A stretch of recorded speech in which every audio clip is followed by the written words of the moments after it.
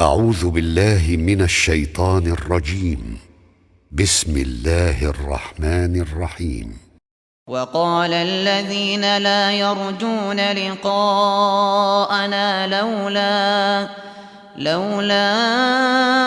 أنزل علينا الملائكة أو نرى ربنا لقد استكبروا في أنفسهم وعتوا عتوا كبيرا يوم يرون الملائكة لا بشرى يومئذ للمجرمين ويقولون حجرا محجورا وقدمنا إلى ما عملوا من عمل فجعلناه هباء منثورا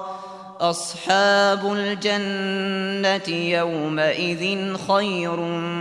مستقرا وأحسن مقيلا ويوم تشقق السماء بالغمام ونزل الملائكة تنزيلا الملك يومئذ الحق للرحمن وكان يوما على الكافرين عسيرا ويوم يعض الظالم على يديه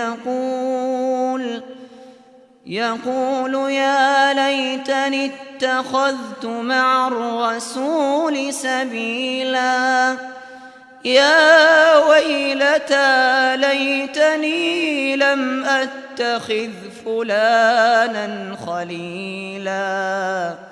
لقد أضلني عن الذكر بعد إذ جاءني وكان الشيطان للإنسان